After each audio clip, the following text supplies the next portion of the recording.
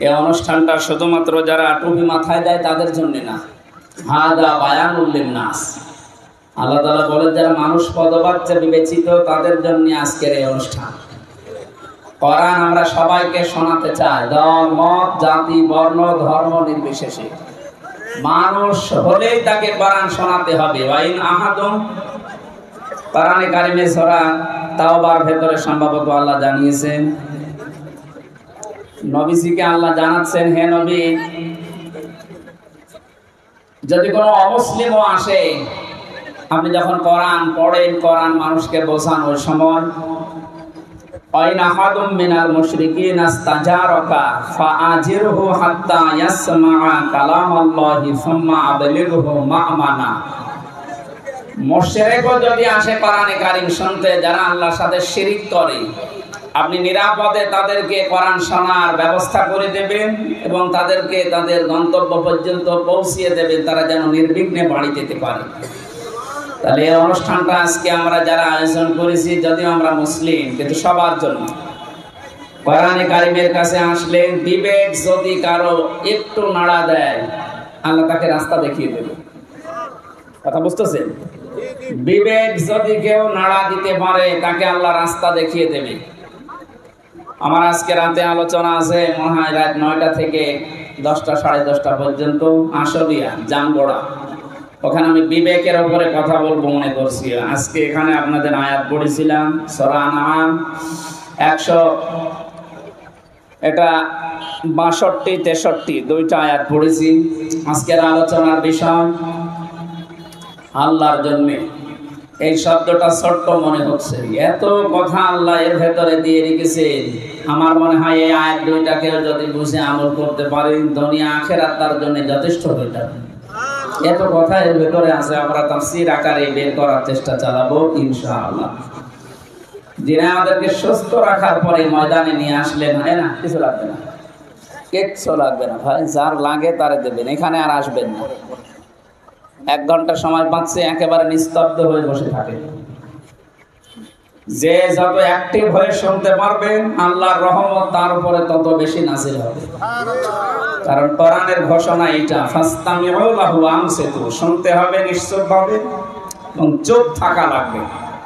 লাআল্লাকুম তুরহামুন, আশা করা যায় আল্লাহর রহমত এখানে নাযিল হবে। আমরা বিশ্বাস করি না? আর এটা পাওয়ার জন্যই আমরা এসেছি। সুতরাং যারা আসলাম, বাড়ির সব কাজ বাদ দিয়ে সারাদিনের পরিশ্রান্ত শরীর এখন লেলিয়ে দেবেন বিছানায়, তাও বাদ দিয়ে দিবেন কোরআনের একটা আয়াত বোঝার জন্য। এত আগ্রহ যাদের, তারা বলছে আলহামদুলিল্লাহ। এটা যে একটা নেক কাজ। এখন অন্তত আপনার এখানে যতক্ষণ আসেন, বসেন, গোনা হচ্ছে না, এই গ্যারান্টি আমরা দিতে পারি। গোনা হচ্ছে? অথচ এর বাইরে যারা চার দোকানে বসে এখনো গল্প করছে, অনেকে গিবতও করছে। গিবত করছে না? অনেকে বিভিন্ন নভেল, নাটক, সিনেমা, উল্টাপাল্টা নাচ দেখতেছে। আরো বিভিন্ন জায়গায় যারা অপকর্মে লিপ্ত আছে। এই সমস্ত মানুষের যে গোনা হচ্ছে, এতে কোনো সন্দেহ আছে? আমাদের অন্তত হায়াতের জিন্দেগিতে এখন 1-1.5 ঘন্টা যা বসে থাকবে, আপনার আর যাই হোক গোনা হবে না। বলেন না কেন? আল্লাহ রাব্বুল আলামিন বলেন, মান জাবিল হাসানাতি ফালাহু আশরু আমসালিহা। হে নবী, পৃথিবীতে কোন মানুষ যদি একটা নেকির কাজ করে, মহান আল্লাহ দয়া করে ওটা বৃদ্ধি করে 10 গুণ বৃদ্ধি করে দেন। অমান জাবিস সাইয়্যাতি ফালা ইউজা ইল্লা মিসলাহা ওয়া হুম লা ইউজলামুন। কিন্তু কোন মানুষ যদি জুলুম করে, অন্যায় করে, পৃথিবীতে সাইয়্যাত পাপের কাজ যদি কোনো মানুষ করে, আমার আল্লাহ তাকে যতটুকু পাপ করবে অতটুকু পরিমাণে শাস্তি দেবেন। সব জায়গায় আনন্দের বিষয়ে আল্লাহ তার উপরে জুলুম করবেন না। এই যে শেষের শব্দটা, জুলুম করেন না আল্লাহ, এটা যে এত নিকৃষ্ট শব্দ আল্লাহর কাছে।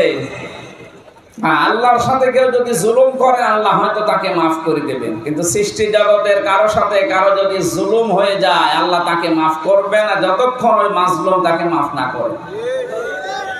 আমার কথা ক্লিয়ার তো? না না, ক্লিয়ার হয়নি। আপনি আল্লাহর বিভিন্ন অধিকার নষ্ট করেছেন। আপনি বান্দা হিসাবে আল্লাহর অনেকগুলো অধিকার আল্লাহ আপনার কাছে পান। যেমন আপনাকে উল্লেখ করার মতো কিছু ছিল না, সেখান থেকে আজ আপনাকে ওয়াহিদুজ্জামান বানিয়েছি। এটা আপনার বাবা বানিয়েছে। হ্যাঁ বলেন বলেন। হাল আতা আলাল ইনসানি হাইনুম মিনাদ দাহরি লাম ইয়াকুন শাইআম মাযকুরা। হে ওয়াহিদুজ্জামান, তোমার জীবনে এমন একটা সময় ছিল যখন উল্লেখ করব এরকম কিছু বিষয় তুমি ছিলে না। কে বলছে? সেখান থেকে আজ এই চেয়ারে বসে আছি আমি। এখানে এককভাবে হয়তো তোমার মা বাবা বিছানায় ছিল, এতটুকুই শেষ। বাকি যা করার আমি আল্লাহ নিজে করেছি। এখানে তোমার প্রতি আমার অনেকগুলো দাবি আছে। আমি তোমাকে বানানোর কারণে আমার প্রতি তোমার যেমন দাবি আছে, সে দাবিগুলো আমি ওই যে বীর্য থেকে শুরু করে এ পর্যন্ত সব দিয়েছি। তুমি কথা বলতে পারতে না, আমি আল্লাহ এটা শিখিয়েছি।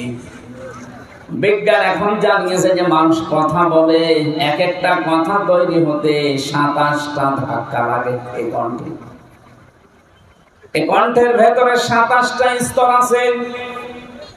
এতগুলো ধাক্কা তৈরি হওয়ার পরে একটা কথা আপনি বের করতে পারেন। কোরআন আর হাদিস জানিয়েছে প্রত্যেকটি স্তরে আল্লাহ এক একজন ফেরেশতা বসিয়ে রেখেছে আপনার এই কথা তৈরি করার জন্য।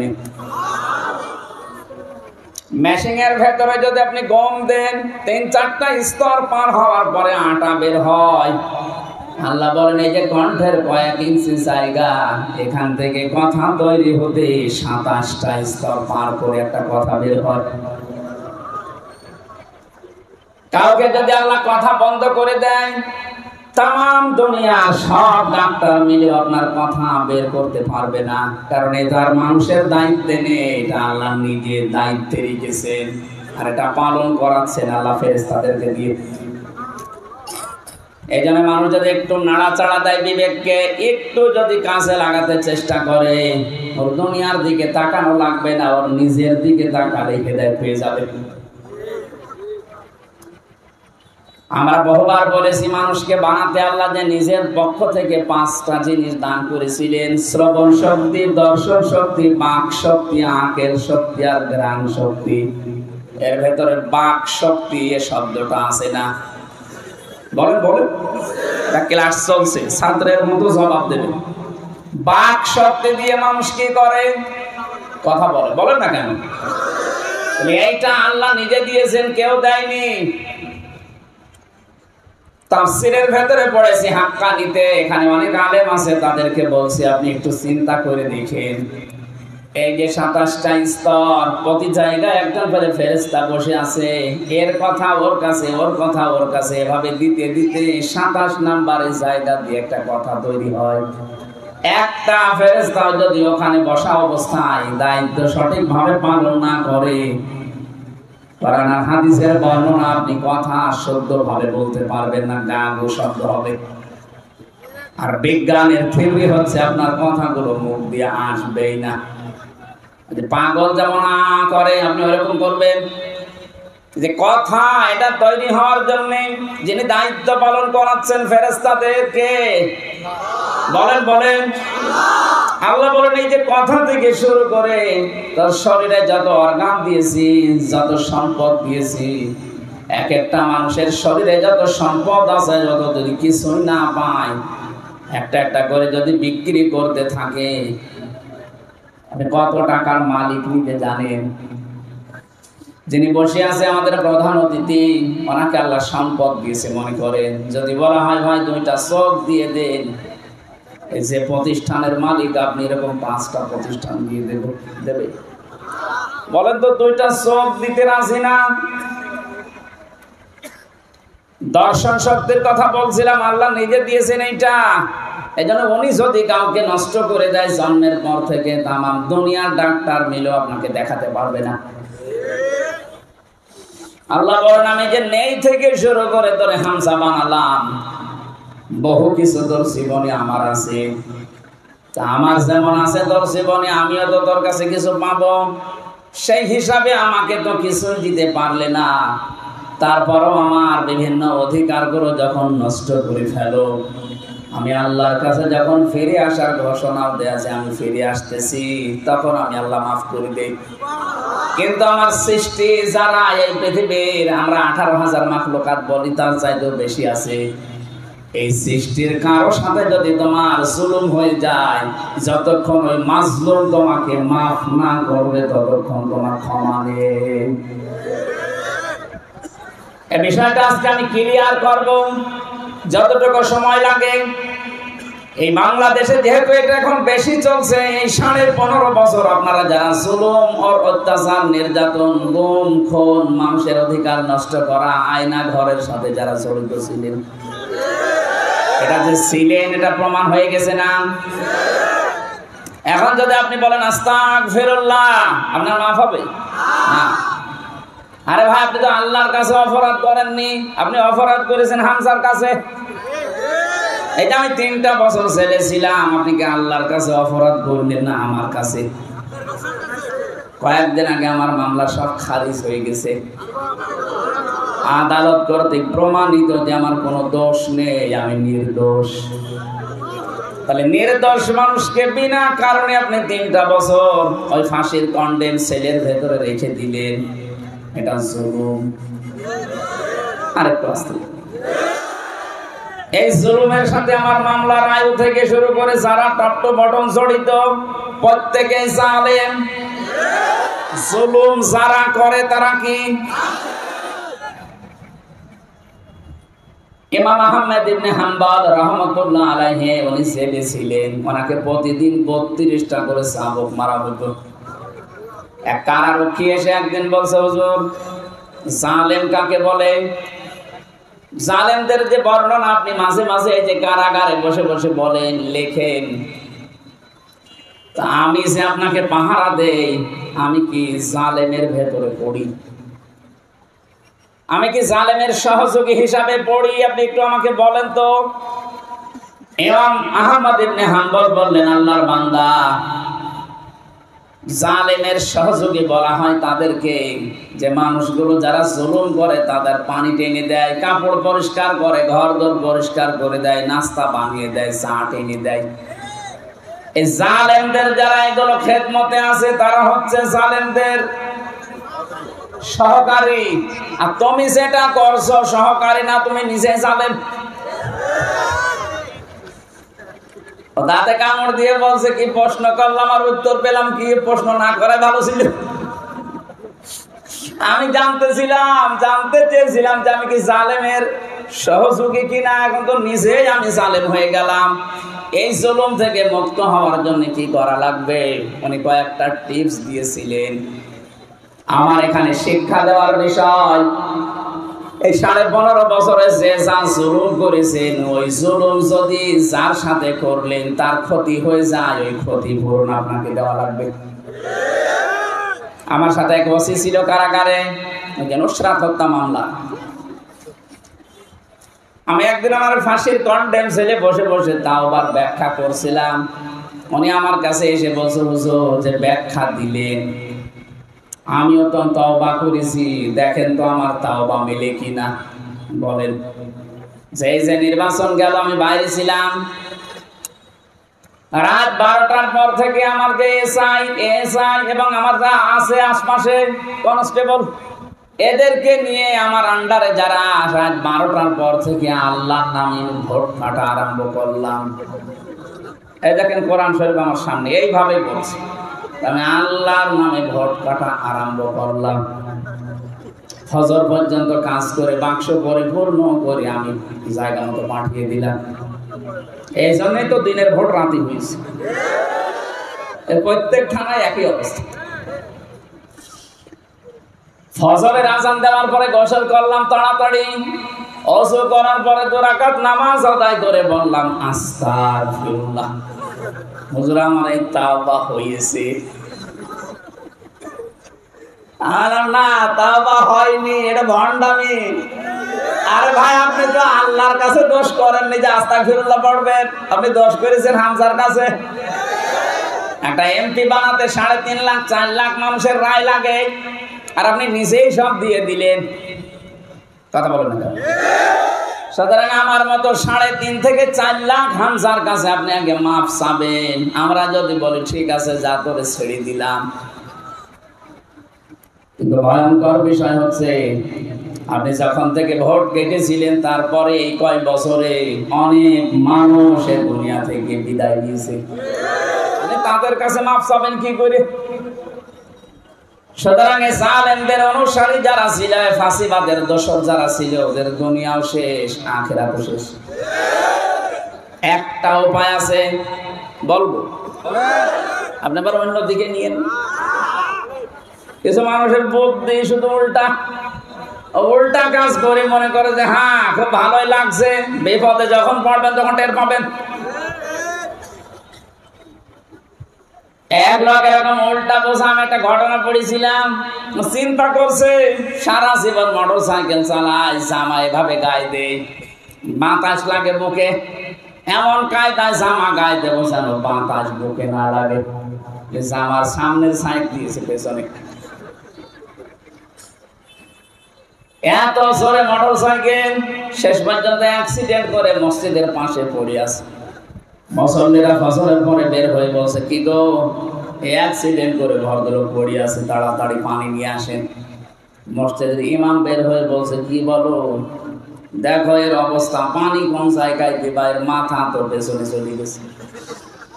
এরা যদি বাঁচাতে চাও তো তাড়াতাড়ি আগে মাথা ঘুরে সামনে নিয়ে আসো। 3-4 জন মিলে এবার, এতক্ষণ যদি নড়াচড়া ছিল এখন আর বাঁচবে? আমি সব জিনিস উল্টা বছর করার কারণে। এবার যেটা বলছি এটা হাদিস থেকে, এখানে যারা রেকর্ড করছে সারা দুনিয়ায় এটা ছড়াবে, বিশেষ করে সারা বাংলাদেশে কালকে চলে যাবে। আমার সামনে এখন এই 20,000 মানুষ না, আমার সামনে এখন 18 কোটি মানুষ। সবাইকে খুব ভালোবাসা নিয়ে বলছি, মায়া মহব্বত নিয়ে বলছি, আপনি আশা করি আপনি শুনবেন, তাহলে আপনি দুনিয়াও সফল হতে পারবেন, আখিরাতেও মুক্তি পাবেন। যারা অপরাধ করেন, জুলুম বিশেষ করে, এটা করার পরে যদি আপনি শুধু আস্তাগফিরুল্লাহ পড়েন হবে না কেন? এক সাহাবী এসেছে, মহিলা ডাক দিয়ে বলে, হে রাসূল, আমি জিনা করে ফেলেছি যৌবনের তাড়নায়, আপনি আমার উপরে বিচার করেন, আমাকে মুক্ত করেন অপরাধ থেকে, আমি পরিত্রাণ চাই। নবীজি বললেন, ঠিক আছে, গোপন কথা কাউকে বলবা না, বাড়ি চলে যাও। মেয়েটি আবার সামনে গিয়ে বলে, না আপনি বিচার করেন, আমি মুক্ত হতে চাই। কারণ পৃথিবীতে 3টা অপরাধের শাস্তি আল্লাহ ডবল ডবল করে দেবে। কয়টা? আরো জোরে আরেকবার বলেন। সূরা ফুরকান 19 নাম্বার পারা 4 নাম্বার পৃষ্ঠার 14 নাম্বার লাইনের 78 নাম্বার কি 68 নাম্বার আয়াতের প্রথম অংশে আছে, ওয়াল্লাযীনা লা ইয়াদউনা মা'আল্লাহি ইলাহান আখারা ওয়া লা ইয়াকতুলুনান নাফসাল্লাতী হারামাল্লাহু ইল্লা বিল হক ওয়া লা ইয়াজনুন। রহমানের বান্দাদের গুনাহগুণ বর্ণনা করতে গিয়ে আল্লাহ জানিয়েছেন, আমি আল্লাহর বান্দা বলে যারা দুনিয়ায় দাবি করবে তাদের কমপক্ষে জীবনে 3টি কাজ তো থাকবেই না। আমি আল্লাহকে তারা ডাকবে, কিন্তু আমার পাশাপাশি অন্য কাউকে তারা ডাকবে না। অথচ এই কাজটা বাংলাদেশে বেশি হচ্ছে। এই যে মা'আল্লাহ, আল্লাহর সাথে ইলাহান আখারা, অন্য কাউকে যে ডাকে, আল্লাহ বলেন আল্লাযীনা লা ইয়াদউনা, তোমরা ডাকবা না মা'আল্লাহ, আল্লাহর সাথে ইলাহান আখারা, অন্য কাউকে। আপনি দেখেন তো এই দেশের বহু জায়গায় আজ আল্লাহর নামে কিছুক্ষণ স্মরণ করে, জিকির করে, এরপরে আপনি এমন এমন শব্দ শুনবেন, ইয়া আলী বাবা, শাহ আলী বাবা, পাগলা বাবা, কেল্লা বাবা। তার মানে আল্লাহকে ডাকার পাশাপাশি অন্য কাউকে ডাকলেন, আপনি শিরিক করছেন। আপনি বুঝে করেন আর না বুঝে করেন, এদেশে নেই। এগুলোর মূল হোতা যারা, আপনি মানুষকে জাহান্নামে নিয়ে যাচ্ছেন, নিজেও যাচ্ছেন, জাতিকে নিয়ে যাচ্ছেন। আমি সতর্ক করার জন্য বলছি, আজকে থেকে আপনি থামবেন। আল্লাহর সাথে অন্য কাউকে ডাকা জায়েজ নেই। কথা বলেন এখন। আল্লাহর নামের বাদ দিয়ে অন্য কাউকে যারা ডাকে, সূরা আরাফ 180 নম্বর আয়াতের মাঝের অংশে আছে, আল্লাহ রাব্বুল আলামিন বলেন, লিল্লাহিল আসমাউল হুসনা ফাদউহু বিহা ওয়া যারুল্লাযীনা ইউলহিদুনা ফি আসমাই। এটা ইলহাদ। আলেম যারা আছে তারা বুঝবেন, যারা আল্লাহর সাথে ইলহাদ করে, উল্টা পাল্টা করে, আল্লাহর নামকে রং ঢং দেয়, কিছুক্ষণ লা ইলাহা ইল্লাল্লাহ, এরপরে ইল্লাল্লাহ, এরপরে হু হু, এরপরে অন্য কিছু যোগ করে। কোরআনে কারীমের নির্দেশ অনুযায়ী এগুলো প্রকাশ্য নিষেধ। আশা করছি আপনি জীবনে আর এই কাজ করবেন না, তাহলে ডবল শাস্তি পাবেন।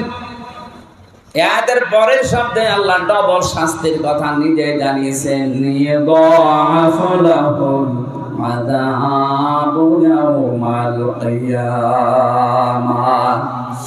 আল্লাহ পাক বলেন ডবল শাস্তি দেব কিয়ামতে। আজকে থেকে সিদ্ধান্ত নেওয়া যায় না, বলেন আল্লাহর সাথে আমরা আর কাউকে ডাকতে পারি না, সে বাবা হোক, চাচা হোক, কথা বলেন না কেন, যত বড় আল্লাহর ওলি দাবি করুক, পীর সাহেব হোক, খাজা বাবা হোক না, আল্লাহ ছাড়া আমি কাউকে ডাকতে পারি না জিকির হিসাবে। প্রশ্ন আসতে পারে, ওরা জিকির হিসাবে ডাকে না, আল্লাহকে পাওয়ার জন্য ওইটা মাধ্যম হিসাবে, এটাও জায়েজ নেই। সূরা জুমার লিউকাররিবুনা ইলাল্লাহি সুলফা, আল্লাহ পাক বলেন নবী ওদেরকে যদি জিজ্ঞাসা করো যে দেবতাদেরকে ডাকো কেন, ওরা বলবে না এদের ডাকি না, এদের মাধ্যমে আমরা আল্লাহর কাছে যেতে চাই। আমি নাম ধরছি একটা, আপনি বেশি নাম না, যে আমার তাহেরি ভাই যে বিভিন্ন নাম যে জিকির বানিয়েছে, কেল্লা বাবা, শালি বাবা, ফতে বাবা, কত বাবা, এদেরকে আপনি জিজ্ঞাসা করবেন যে আল্লাহর নামে জিকির করলেন পাশাপাশি কাদের, ওরা বলবে এদেরকে আমরা ডাকি না, এদের সম্মান মর্যাদা ডাকা ডাকি করি আল্লাহকে পাওয়ার জন্য। ১৫০০ বছর আগে ওই মুশরিকরা যা বলেছে ওরা তাই বলছেন, বলেন না কেন? আজকে থেকে ভুল পথে আর পা বাড়াবেন না, আল্লাহর সাথে অন্য কাউকে আপনি মিলাবেন না। মনে শান্তি পেতে চান, আল্লাযীনা আমানু ওয়া তাতমাইন্নু কুলুবুহুম বিযিকরিল্লাহ, আলা বিযিকরিল্লাহি তাতমাইন্নুল কুলুব। সূরার ভেতরে আল্লাহ জানিয়েছেন যাদের ঈমান আছে তাদের অন্তরে শান্তি আসবে শুধুমাত্র আল্লাহর নামে। কার নামে? বলেন বলেন। আল্লাহ বাবার নামে শান্তি আসা সম্ভব? জাতির বাবার নামে না। এই পৃথিবীতে শান্তি শুধু মুমিনের অন্তরে আসবে আল্লাহর নামে। জেনে রাখো, আল্লাহর নামে মানুষের অন্তরে একটা আলাদা শান্তি তৈরি হয়। এটার বাংলা নাম অনির্বচন সুখ। এটা পাখির বাচ্চাগুলো, মুরগির বাচ্চাগুলো দেখবেন দানা যখন এভাবে ডাউন করার পরে ফল করে দেয়, বাচ্চাগুলো ওর নিচে একটা কিচির মিচির আওয়াজ দেয়। কথা বলেন না কেন? এই আওয়াজকে বাংলা ভাষায় বলা হয় অনির্বচন সুখ। এটা আপনি পাবেন তখন যখন আল্লাহ বাদে অন্য কাউকে ডাকবেন না। রহমানের বান্দা হিসাবে এই এদিকে তাকিয়ে থাকেন, না দেখতে পারলেও চোখ বন্ধ করে থাকেন। আলোচনা কিন্তু আমি ভরে যাবো ভাই। আরে ভাই কথা তো উপর থেকে আশা লাগবে না, নাকি আমি বানাবো? বানাবো আমি? ভালো পরিবেশ দেন। قالوا سبحانك لا علم لنا إلا ما علمتنا إنك أنت العليم الحكيم। কিছুই জ্ঞান আমার নেই, যতটুকু আল্লাহ আমাকে বলাচ্ছে অতটুকু ছাড়া। আপনি ডিস্টার্ব করলে তো ভুলে যাবেন। আশা করছি পরিবেশ নষ্ট করবেন না। আমার মাহফিল গুলো শুধু আমি একে খেলা করার জন্য একটা ক্লাস করাচ্ছি, আপনি যেন এটা মনে রাখতে পারেন সারা জীবন। আজকের এই সিদ্ধান্ত বাস্তবায়ন করবেন আপনার এই প্র্যাকটিক্যাল লাইফে। এখন থেকে যে যত বড় বুজুর্গ হোক, আকাশ দিয়ে উড়ে এসেও যদি বলে, বলো কেল্লা বাবা, বলবেন না আল্লাহ বাদে আমি কাউকে ডাকতে পারি না। আল্লাহর সাথে অন্য কাউকে যদি যোগ করি আমার শাস্তি হবে ডবল। বলেন বলেন, আমি কি একটা বানিয়ে বলছি? সব আয়াতের দলিল দিয়েছি। 2 নম্বরে যারা মানুষ হত্যা করে অন্যায় ভাবে, এদের শাস্তি ডবল। এই যে 1772 জন মারা গেছে সরকারি জরিপে, বেসরকারি জরিপে 3732 জন। জুলাই আগস্টে যারা মারা গেল, আপনি কোন কোন কারণে এদের বৈধতা দিতে পারেন হত্যার? বলেন। আপনি তো নিজে নিজেই পালিয়ে গেলেন, মাঝখান থেকে এতগুলো জীবন দুনিয়া থেকে বিদায় করে দিলেন। যারাই করেছে, যারা এর সাথে জড়িত, ডাইরেক্ট ইনডাইরেক্ট, আপনি আল্লাহর কাছে ডবল শাস্তি পাবেন। এটা থেকে পরিত্রাণের একটা ব্যবস্থা আছে, আমি সামনে যাচ্ছি। 3 নম্বরে ওয়ালা ইয়াজনুন, জেনা করবা না। দুনিয়ায় যারা জেনা করে তাদের শাস্তি হবে ডবল। অথচ বাংলাদেশে ইদানিং দেখছি বুড়ো জেনাখোর বেড়ে গেছে। বয়স 85 বছর, শরীর চলে না, অথচ হাতের জেনা, মুখের জেনা, চোখের জেনা, বাকি লজ্জা স্থানের জেনা যদিও করতে নাও পারে, তাও হাতের জেনা চালাচ্ছে। এই মানুষগুলো আবার মানব অধিকারের কথা বলে যে না আমরা একটা ছাড়া 2টা বিয়ে করি না। এটা টাটকা শয়তান। তোর তো পদ্ধতি জায়েজ আছে 4টা পর্যন্ত, তোর লাগলে 4টা করবি, তুই জেনা করিস কেন? হবে না কেন? আমার যখন রিমান্ডে 10 দিন নিয়েছিল, ওই সময় এক মুসলমান অফিসার আমারে বলছে, আপনার আকিজ গ্রুপের মালিক এই যে ডাক্তার মহিউদ্দিন, উনি 4 বিয়ে করেছে, মানবাধিকার লঙ্ঘন করেছে। কেন? একটা পুরুষ যদি 4 বিয়ে করতে পারে, তাহলে এক মহিলা 4 বিয়ে করতে পারবে না? মানে একটা মহিলা যদি 4 বিয়ে করে, সন্তান হলে কোনটার বাবা বলবে? আমারা বলছে ডিএনএ টেস্ট করে যে এটার আসল, ওইটা বলবে বাবা। কত বড় শয়তান দেখছে! কোরআনের ভুল ধরিস। ওই দিন আমার সামনে বলছে আল্লাহর ভুল আছে, অথচ নাম সুন্দর, রাকিবুল ইসলাম। কি সুন্দর নাম দেখেছে। এখন পালিয়েছে। আমার মনে হয় এখন থাকলেও মানুষ পিটিয়ে মেরে ফেলত।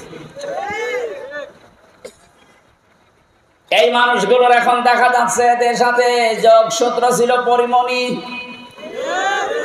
কথা বলছেন না কেন? এটা আজকে বের হয়েছে স্বামী কায়সার। এই মহিলা বিভিন্ন মুরব্বী মানুষের ঘুম পাড়িয়ে তারপরে ঘরে যেত। বলেন সুবহানাল্লাহ। অন্য কোন জেনা যদি নাও হয়, যে হাতের জেনা, মুখের জেনা, কথা বলছেন না কেন? সমাজটা ঘুণে ধরে গেছে। আল্লাহর ইসলামের বিধানগুলো এরা এত খারাপ দৃষ্টিতে দেখে। কেউ যদি সংসার 2টা 3টা 4টা করে, ও বলে যে চরিত্র খারাপ। আরে ভাই, চরিত্র ভালো, ও তোর মতো হোটেলে রাত কাটায় না। এখন বলে না কেন? এখন সেগুলো ধরা পড়ছে। আপনি একটার চরিত্র দেখান তো যে এটার ভালো। আমি কোরআন শরীফ সামনে নিয়ে বলছি, একটারও যদি বলতে পারেন যে না এইটা অন্তত ভালো আছে, দরবেশ আরো খারাপ। মুরব্বী মানুষ অন্যের বউ আল্লাহ রাস্তায় নিচে দিয়েছে।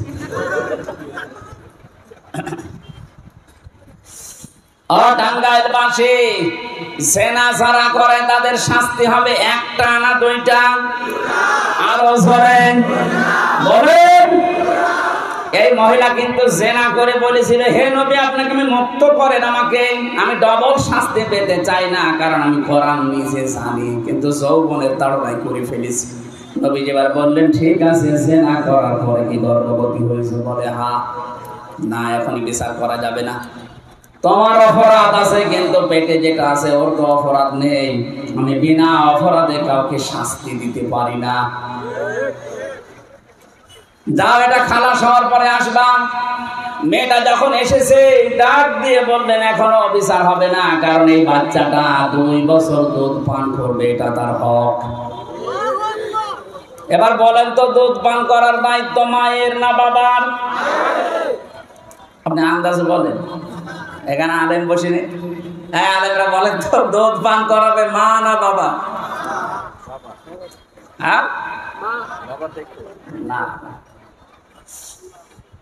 এবার কোরআন বলছে, আমি আলেমদেরকে আপনি দেখবেন ওয়ালো ওয়ালিদাতু ইরদিনা আওলাদাহুন্না হাওলাইনি কামিলাইনি লিমান আরাদা আইয়ুতিম্মার রাদা। সূরা বাকারা 2 নম্বর পারা 17 নম্বর পৃষ্ঠার প্রথম নম্বর লাইনের 232 নম্বর আয়াত প্রথম অংশে আছে। আল্লাহ লিমান আরাদা আইয়ুতিম্মার রাদা, এটা মুযাক্কার দিয়েছেন নাকি মুয়ান্নাস? মুযাক্কার দিয়েছেন। পুরুষ, পুরুষের কোন মেশিন পত্র আছে? যাদের অন্তত পুরুষ মানুষ তারা তো বলতে পারেন আমাদের আছে। আল্লাহ আমার পুরুষ মানুষের শব্দ দিলেন কেন? সন্তানের জন্য দুধ খাওয়ানোর যত রকমের খরচপাতি আছে, যত রকমের অর্থনৈতিক বিষয়, সব দায়িত্ব আল্লাহ বাবাকে দিয়েছেন। মায়ের কোনো দায়িত্ব নেই। উনি যদি পান নাও করায় তো ওনার গুনাহ হবে না। কথা বলেন এখানে। এই জন্য ওই জামানার নিয়ম ছিল সন্তান হওয়ার পরে পাঠিয়ে দিত বাবা। 2 বছর আগে দুধ খাওয়ানোর যত খরচ আছে বাবার পক্ষ থেকে দেওয়া হতো। এইটাই নিয়ম ইসলামের। আমার মনে হয় মাইকে বলা এটা ঠিক হলো না, কারণ আমারও তো 40 দিন আগে একটা বাচ্চা হয়েছে। ম্যাডাম যদি লাইভ দেখে বলবে ঠিক আছে তোমার মেয়ে তুমি নিয়ে যাও, নাইতো এক একটা মেয়ের জন্য 5 লাখ টাকা করে দেওয়া লাগবে। ও সাথে আমার তাই দেওয়া লাগবে, কারণ মেয়ে তো আমার বাঁচানো লাগবে। কথা বলে না কেন? যেহেতু আমার মেশিন পত্র নেই, আল্লাহ ওনাকে দিয়েছে।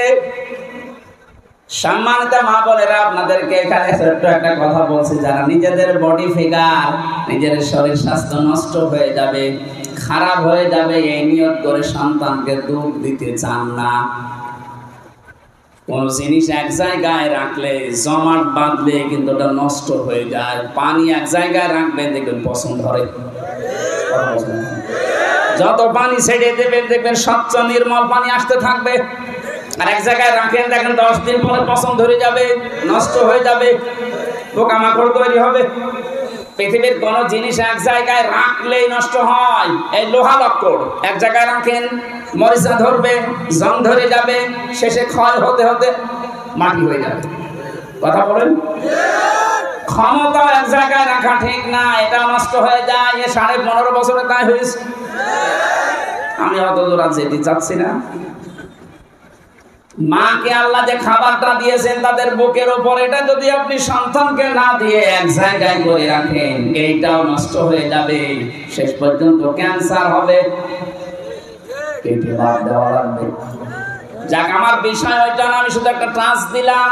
মায়েরা যদি দুধ পান না করায় গুনাহ হবে না, দায়িত্ব আল্লাহ বাবাকে দিয়েছেন। আপনি টাকা খরচ করে করবেন না, মানুষ রেখে করবেন, এটা আপনার দায়িত্ব। নবীজি বললেন এই দুধটা দিয়ে তোর বাবা, আপনি বলতে পারছেন না কে ওর বাবা, আর যে বাবার নাম বলবেন ও বাবা তো দায়িত্ব নেবে না, কারণ সন্তানটা জারজ। কথা বলেন না কেন? নবীজি এই জন্য বলেছিলেন 2 বছর অন্তত দুধ খাওয়াও, এবং শক্ত খাবার খাওয়া শিখলে আমার কাছে নিয়ে আসো। 2 বছর পরে রুটি দিয়ে বলছে, হে রাসূল এই দেখেন খাওয়া শিখে গেছে। ছেলেটাকে নিয়ে নবীজি একজন সাহাবীকে বললেন, এই যে তোমার দায়িত্ব দিয়ে দিলাম, নাও, মেয়েটাকে মাটির ভেতরে গেড়ে দাও। পাথর মারা আরম্ভ হয়ে গেল। হযরত খালিদ ইবনে ওয়ালিদ বলেন, এত জোরে একটা পাথর মারলাম, ফিনকি দিয়ে রক্ত আমার শরীরে এসে টাচ করেছে। আমি বরদোয়া দিলাম, ভৎসনা দিলাম, ভোরকঞ্চিত করলাম, কার রক্ত আমার শরীরে লেগে গেছে। নবীজির কানে কথা যাওয়ার সঙ্গে সঙ্গে বিশ্বনবী বললেন, থামো, এই কথা বলবা না। তুমি নবী না, আমি নবী। আমি যা দেখতে পাই তুমি তা দেখতে পাও না, আর আমি যা জানি তুমি তা জানো না। এই মহিলার যে তাওবা, এই মহিলার যে অনুশোচনা এবং এই গুনাহ মাফ করার যে পদ্ধতিও দুনিয়ায় দেখিয়ে গেল। এরকম কোন জালেম যদি পৃথিবীতে এইভাবে তাওবা করতে পারে আল্লাহ তাকেও মাফ করে দেবেন। আমি কি বোঝালাম এই ঘটনা থেকে? শুধু সুবহানাল্লাহ, আলহামদুলিল্লাহ, আল্লাহু আকবার, নাউজুবিল্লাহ পড়া না। এদিকে তাকান। এই 15.5 বছর যারা জুলুম, নির্যাতন, অত্যাচার করেছেন, আপনি তো আল্লাহর সাথে কিছু করেননি, করেছেন জনগণের সাথে, সৃষ্টি জগতের সাথে। এই কথা বলেন না কেন? যে গাছগুলো কাটার কথা ছিল না, আপনি ক্ষমতা পেয়ে গাছগুলো কেটেছেন। এরকম গাছ দেশে নেই। ওই মহিলাকে নবীজি কিন্তু প্রথমেই বলতে পারতেন, যা হয়েছে হয়েছে, আস্তাগফিরুল্লাহ পড়ে নাও। পারতেন না? বলেন না কেন? বলেছিলেন না। মানে তিনবার এসে যখন বলেছে আমি মুক্ত হতে চাই, এ গুনার শাস্তি যেহেতু ডবল কোরআন ঘোষণা দিচ্ছে, সুতরাং আমি কিয়ামতের দিন পরিত্রাণ পেতে চাই। হে নবী, আপনি আমাকে পরিষ্কার করেন। নবীটি পরিষ্কার যেভাবে করেছিলেন, হে বাংলার মানুষেরা, এই 15.5 বছরে যারা জুলুম করেছে মানুষের উপরে, তোমাদেরকেও আমরা পরিষ্কার করতে চাই। শুধু আস্তাগফিরুল্লাহ হবে না, আপনার জন্য হাজারো মানুষের 15 বছর ঘরে থাকতে পারে নাই। হাজার হাজার মিথ্যা মামলা নিয়ে কেউ গাছতলায়, কেউ বাসতলায়, কেউ ধানের জমিতে রাত কাটিয়েছে। আপনি গমের সাথে, খুনের সাথে, আয়না ঘরের সাথে আপনি জড়িত। মিথ্যা মামলা নিজে দিতেন, নিজেই ছাড়িয়ে নিয়ে আসতেন, মাঝখান থেকে ওর পরিবারের কাছে 8-10 লাখ টাকা নিয়ে নিতেন। এরকম ব্যবসা দেশে ছিল না? এই কথা বলে না কেন? এই ব্যবসাগুলো যারা করে কোটি কোটি টাকার মালিক হয়ে গেলেন, এখন আপনি আল্লাহর কাছে বললেন আস্তাগফিরুল্লাহ। আল্লাহ কি পাগল হয়ে গেছে? আপনি তো ক্ষতি করলেন হামসার। আমার প্রায় 30 থেকে 32 লাখ টাকা এই 3.5 বছরে গেছে। আমি চাই এই ক্ষতিপূরণ আমাকে দেওয়া লাগবে, যেহেতু আমি নির্দোষ, আদালত কর্তৃক প্রমাণিত, আমার কোনো দোষ পাইনি। তাহলে 32 লাখ টাকা আমার মামলার আয়ু থেকে শুরু করে যারা জড়িত ছিল সবার কাছে আমার দাবি। এবং 3টা বছর আপনি ফাঁসির কন্টেম সেলে আমাকে রেখেছেন, আমিও চাই 3 বছর আপনি থাকবেন। আর কথা বলেন না কেন? 10 দিন আপনি রিমান্ডে থাকবেন ওই মাটির নিচে। এত বড় কাজ করার পরে বলেন আস্তাগফিরুল্লাহ, যান। এইভাবে যদি আপনি অপরাধের তাওবা না করেন, এই দেশে সামনে যারা আসবে তারা আরো ভয়ঙ্কর জালেম হবে। আমরা চাই এই তাওবা হোক। আমি কথা বোঝাতে পেরেছি? খালি বলো হুজুর দোয়া করেন আমি ভালো হয়ে যাচ্ছি, আস্তাগফিরুল্লাহ। আরে আস্তাগফিরুল্লাহ কার কাছে পড়িস? তুই কি আল্লাহর কাছে দোষ করলি এদের কাছে? হাজারো ইমাম বাধ্য হয়ে তোর কারণে, তোর জুলুমের কারণে কথা বলতে পারবি। এরকম আলেম দেশে ছিল না? বায়তুল মুকাররমের মতো জায়গায় বসে বসে কোরআনের সঠিক ব্যাখ্যাগুলো যদি দিত, এই দেশটা আরো আগে স্বাধীন হয়ে যেত। ওখানে বসে বসে ম্যাও ম্যাও করে আর কওমি জননী নাম দেয় জালেমের। জেলখানার ভেতরে মাওলানা মামুনুল হক সহ যতগুলো আলেম, 76 জন আলেম ছিল। মাঝে মাঝে বলতো এ করলো কি, এর বাবা তো ভালো ছিল, আর এই জালেম আগে একটা নৌকা পাওয়ার জন্য কওমি জননী দিয়ে দিল। নাউজুবিল্লাহ। যার হাতে দেশের হাজার হাজার মানুষ সেই 6 সালের অক্টোবর থেকে শুরু করে 6 সালের 28 অক্টোবর থেকে শুরু করে 24 আগস্টের 5 তারিখ পর্যন্ত হাজার হাজার মানুষ হত্যার রক্ত যার হাতে লেগে আছে, আর তাকে আপনি কওমি জননী উপাধি দিয়ে দিলেন। আপনি মানুষ, আপনি দিয়েছিলেন এই কারণে যে আপনি যেন নৌকা মার্কা পান। কোন কারণে আপনি এই মার্কা নিয়ে দাঁড়াতে গেলেন? আপনি যদি কুকুর মার্কায় দাঁড়াতেন তাও পাস করতেন। এই মার্কাটা আল্লাহ এত নিকৃষ্ট করে দিয়েছে, এখন যদি কেউ মুখ ফুটে বলে আমি নৌকার লোক, পিটিয়ে মেরে ফেলতে পারবো। শুধু টাঙ্গাইলে না, সারা দেশে একই অবস্থা। আমার 630টা থানায় মাহফিল নেওয়া আছে সারা বাংলাদেশে। প্রায় জায়গায় তো এখন যাচ্ছে, যেখানে যায় ওই নাম যদি কেউ বলে আগে গালি দেয়। জালেমদেরকে আল্লাহ বলেন আমি নিজে ঘৃণিত করে দেই। জালেমদের উপরে ঘৃণা জন্মায় কে? পুরা সৃষ্টি জগতের ভেতরে তাদের প্রতি রাগ তৈরি হয় আল্লাহর পক্ষ থেকে। এটা আমি বানালাম। সূরা শুরার 42 নম্বর আয়াতে আছে, ইন্নামাস সাবিলু আলাল্লাযিনা ইয়াযলিমুনান নাস। আল্লাহ পাক বলেন, অবশ্যই আমি আল্লাহ নিজে মামলা দেব জালেমদের বিরুদ্ধে। আল্লাহর মামলার আসামি জালেমরা, তাহলে আল্লাহর সৃষ্টি জগৎ তাদের উপরে মন খারাপ করবে না? কথা বলুন। এই জন্যই তো মানুষ জালেমদেরকে দেখতে পারে না, সে যেই হোক। ইয়াসিদ জালেম ছিল, অথচ নামটা ভালো, আল্লাহ তার প্রতি ঘৃণা তৈরি করে দিয়েছে মানুষের। চেঙ্গিস খান, কেউ কি শুনেছেন যে তার ছেলের নাম চেঙ্গিস খান রাখে? হিটলার, এক কথা বলছেন না? আপনি কত ইহুদির সাথে মিলেছি বাইরের দেশে, এই যে সিঙ্গাপুরে, মালয়েশিয়া, থাইল্যান্ডে বিভিন্ন দেশ ঘুরলাম, কত ইহুদির সাথে আমি গাড়িতে চড়েছি, ট্রেনে, বাসে, কোনো মানুষের নাম হিটলার আমি শুনিনি, ইয়াসিদের নাম আমি শুনিনি, চেঙ্গিস খানের নাম আমি শুনিনি। অথচ নামগুলো তো খারাপ না। চেঙ্গিস খান কেউ রাখে? কারণ জালেমদের প্রতি ঘৃণা তৈরি করে দেয় কে? আরো জোরে। রমজানে সৌদিতে ছিলাম, মক্কা থেকে বদরের ময়দানে যাবার সময় একটা গাড়ি ভাড়া করলাম, যে ড্রাইভার মদিনায় বাড়ি ওনার, আমার বলছে, হাজি ওর হজ্জা দায়না বিলাদুকা। ও হাজি, দেশ কোথায়? জি তোকেন বাংলাদেশ, আমি বাংলাদেশ থেকে এসেছি। আমার বলছে, হারামি। কি বলেন? বলছে, তোমাকে বলি নাই, তোমার দেশের যে দায়িত্বে আছে ওটা একটা হারামি। ওইটা ঠিক আছে। আমারে বলছেন আপনি? না, তুমি ওই দেশের মানুষ, দেখেছেন এই দেশে বাড়ি, আমার পর্যন্ত চোখ গরম করে হারাম বলছে, অথচ জীবনে দেখি উনি খালি মোবাইলে, ইউটিউবে কর্মকাণ্ড গুলো একটু দেখে। এখান থেকে ৬,০০০ কিলোমিটার, এত দূরের মানুষের ভেতরে আল্লাহ ঘৃণা তৈরি করে দিয়েছে। এটা হামজা তৈরি করেছে না আল্লাহ? আরো জোরে। আমরা যেন এরকম জুলুম না করি, আমাদের প্রতি আল্লাহ ঘৃণা তৈরি করে দেবে এই সৃষ্টি জগতের। কথা বলেন ঠিক কিনা? এই জন্য আমি আপনাদেরকে যেন বিপদে না পড়েন বাঁচাতে চাই। সত্যি আপনাদের ভালোবাসি। আপনারা এখনো যদি নিজেকে মুক্ত করতে চান, ওই মহিলার মতো শাস্তিটা নেন। চুরি করেছেন, হাত কেটে দেওয়া হবে। একথা বলছেন? আমার মনে হয় এই বিধানটা যদি বাংলাদেশে জারি হয়, যে 350 এমপির একটারও হাত থাকার কথা।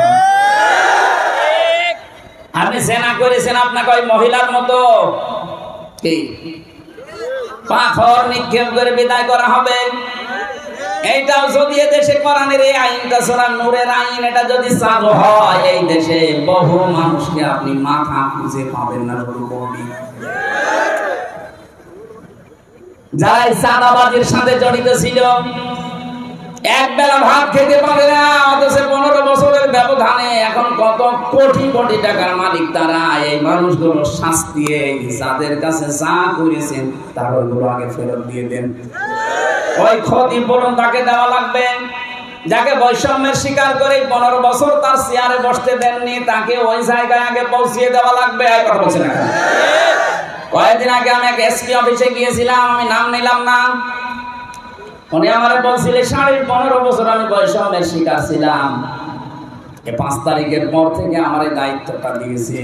তাহলে এরকম বহু মানুষ যারা বৈষম্যের শিকার হয়ে, জুলুমের শিকার হয়েছিলেন, তাদের ওই ক্ষতিপূরণ গুলো আগে পোষান, তারপরে বলেন আস্তাগফিরুল্লাহ। নয়তো আপনার আস্তাগফিরুল্লাহ হবে ওই ওসির মতো, রাতের বেলা ভোট কাটে আর ভোরবেলা বলে আস্তাগফিরুল্লাহ।